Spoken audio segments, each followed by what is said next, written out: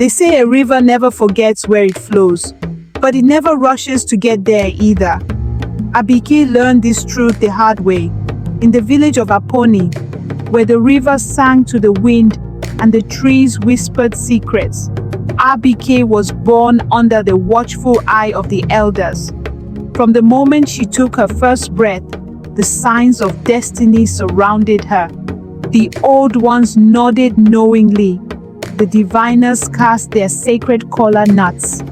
This child, they said, is marked for greatness.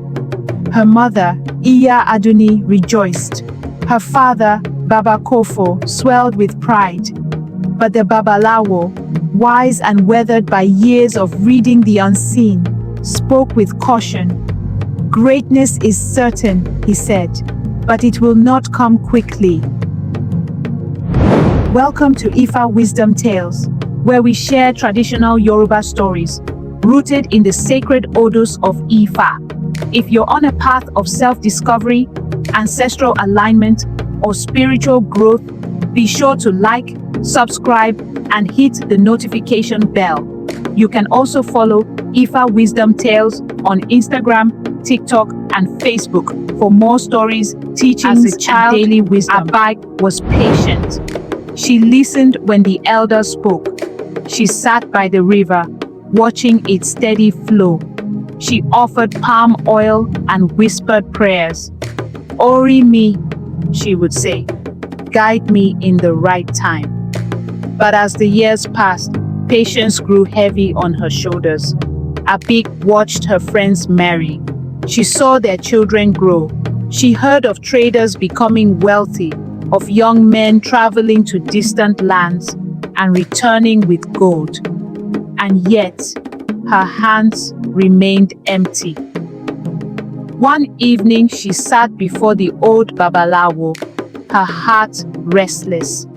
Baba, she said, I have done as Ifa instructed. I have made my able. I have waited, but my hands are still bare. Others have gone ahead, and I remain behind. The Babalawo nodded slowly. He threw the kola nuts once more. They landed with a quiet finality. Ose Meji speaks, he said. There is gold in your path, but it lies behind the hills. You must walk with patience and make offerings along the way. Abik clenched her fists. But why must I wait? If my destiny is mine, should I not claim it now? The old man sighed. A fruit plucked too soon is bitter.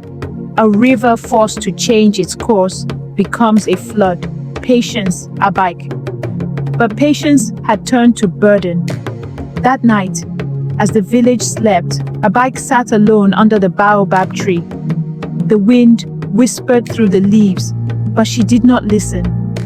If destiny won't move, I will, she whispered. And so she did. She stopped visiting the Babalawo. She took loans from strangers, eager to build a business of her own. She married a man whose wealth was great, though his heart was hollow. She turned her back on the river, on the waiting, on the slow rhythm of destiny. For a while it seemed she had won. Her shop flourished. Gold filled her hands. The village women whispered in admiration, Abike has found her way. But rivers remember, and so does destiny. One night, a great fire swept through the marketplace. Every shop remained standing, except hers. The next morning, she awoke to find her husband gone, his promises turning to dust. The gold she had gathered slipped through her fingers like water. She fell ill. The whispers of admiration turned to murmurs of pity. And so, barefoot and broken, she returned to the river. The waters were still. The sky stretched wide above her. She knelt, her tears falling into the current. I gave up on you, she wept, and you gave up on me. The river did not speak, but the wind shifted, and behind her stood the old Babalawo. You left before your blessing arrived, he said. Ose Meji warned you. Her voice trembled. Can I fix it?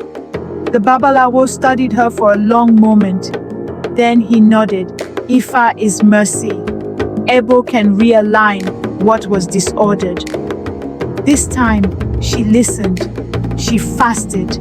She made her offerings, not from ambition, but from humility. She sat by the river once more, not demanding, not pushing, but waiting.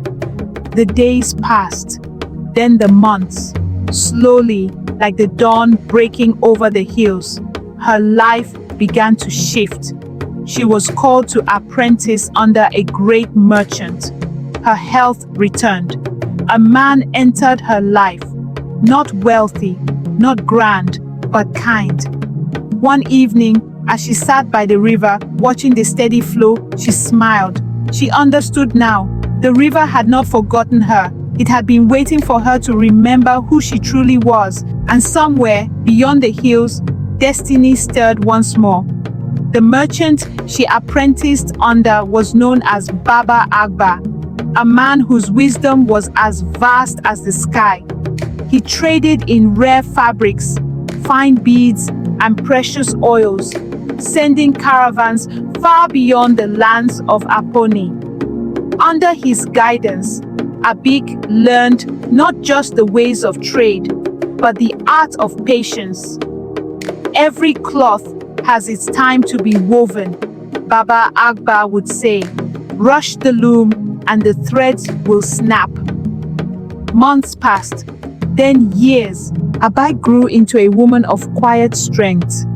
She no longer chased what was not ready for her. She listened when the elders spoke. She honored the river with offerings, not for gain, but for gratitude. One day, as she arranged fine indigo cloths in the market, a stranger arrived in Aponi. He was not grand in appearance, nor did he carry the air of wealth, but his presence was steady, like the great Iroko tree. His name was Olumide. He came from a distant land, seeking trade, seeking wisdom. He watched Abaiki as she measured fabric, as she spoke with care to the women who came to buy. When their eyes met, something ancient stirred. They spoke beneath the palm trees. They walked by the river. I have wandered far, Olumide said one evening, his voice low like the hum of the earth. But in you, I have found home. Abaik smiled, the setting sun casting a golden glow over the water. Home is a place you build slowly, she said. And so they built, with patience, with wisdom, with faith in the unseen. Their union was not rushed. The elders blessed it. The river bore witness. Years later, as Abaik sat outside her home, her hands weaving fine cloth, a little girl ran to her side. The child had her mother's keen eyes, her father's steady heart. Mama, she said, tell me the story again. Abik smiled, brushing a hand over the girl's soft curls. The river never forgets, she whispered.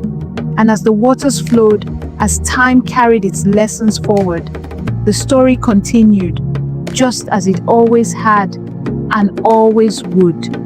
Ask yourself today, where am I rushing? Am I trusting my Ori or trying to control it? Have I abandoned a path just because I didn't see immediate results? Ifa teaches that blessings come with preparation, not panic. When nothing seems to be moving, it often means your Ori is preparing the space for your blessing to land. Don't give up 5 minutes before the miracle. If this story of Ose Meji touched your spirit, drop a comment below and let us know what you're waiting on and how you're choosing to trust the process. Don't forget to like, subscribe, and share this with someone who needs a reminder that divine timing is always right on time. Follow Ifa Wisdom Tales on YouTube, Ifa Wisdom Tales, Instagram, TikTok, and Facebook at Ifa Wisdom Tales for stories, collaborations, or consultations. ifawisdomtales@gmail.com. Until next time, may your Ori guide you with peace, and may the river of your destiny flow freely.